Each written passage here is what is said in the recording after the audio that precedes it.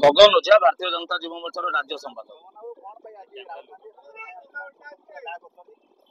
आपण जानिथिबे सारा भारत वर्ष रे गोटे स्काम करिसंती कांग्रेस रो महिला नेत्री एवं तांको पुओ राहुल गांधी। आपण जानिथिबे ए जो स्काम एहा गोटे दलर निजस्व पैसा जो पैसा की गोटे प्राइवेट संस्था को उधार आकार दिया जायतिला पुणी से उधार नैथिबा कंपनी गोटे जो कंपनी रो उधार पाई जो आज स्काम हेची ए जो पत्रिका को नेशनल हेराल्ड जो पत्रिका ए पत्रिका जेतेबेले 2008 मसीह रे कांग्रेस जेतेबेले सरकार थिला भारत वर्ष रे सेतेबेले पत्रिका को बंद कर दिया जायतिला। ए पत्रिका को उद्भावन किए करथिले जेतेबेले भारत वर्ष रे जेतेबेले भारत रो समस्त साधारण जनता ए कंट्रीब्यूशन करी ए संस्था को बंचाई रखथिले तथा ए पत्रिका को बंचाई रखथिले।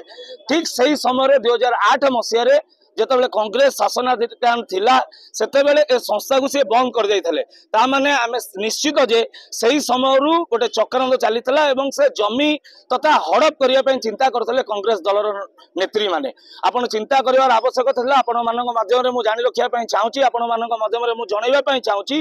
ए जो गोटे पार्टी रो फंड से पार्टी रो फंड को आपण केबे हेले कोनोसी प्राइवेट संस्था को देई परिबेनी। से गोटे प्राइवेट संस्था को 90 कोटी टंका उधार आकार देले एवं सेथिरु से 50 लाख टंका ए संस्था को देकी आज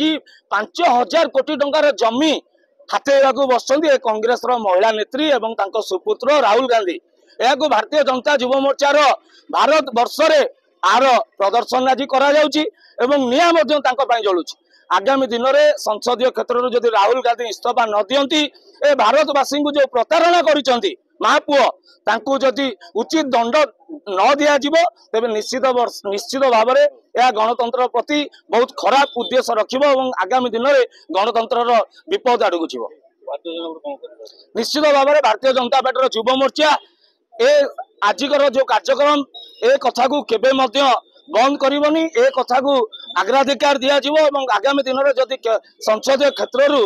राहुल गांधी इस्तीफा न दियंती ए कार्यक्रम जारी रहिबो एवं तांको जेल को जीवा पर्यंत तांको महापुओं को जेल को पठेवा पर्यंत भारतीय जनता युव मोर्चा आंदोलन जारी रहिबो। निश्चित भाव में आपण देखिथिबे इधर तो नोटिस जाईची एवं से बेल बॉन्ड रे मध्य पूर्व अच्छी आगो को निश्चित भाव में से जेल जीवे एवं भारतवासी से जो भारतवासी को प्रतारणा करिसेंती से मध्य सर्वसम्मुख को आसी सारलानी एवं भारतवासी मध्य जानि सारलेनी कांग्रेस दलर आभिमुख्य कौन। निश्चित भाव में आज भारतीय जनता पार्टी सरकार अच्छी बोली तो केलेंकारी सामना को आसिला नले 2008 मसीह बंद पड़ी फाइल आज केमती आज्ञा सामना को आसिला। यह केवल भारतीय जनता पार्टी जो संभव हो पारी नरेंद्र मोदी सरकार पाई आज केंद्र में जिते राजनीति करुले केंद्र में कांग्रेस सरकार प्रायतः दीर्घ 60 वर्षर जो सरकार से जागिर करते मात्रा रे हजार हजार कोटी टंकार जमी से मालिकाना अच्छी जार कि एक ज्वलंत उदाहरण आपड़ देखुवे नेशनल हेराल्ड ए कंपनी माध्यम।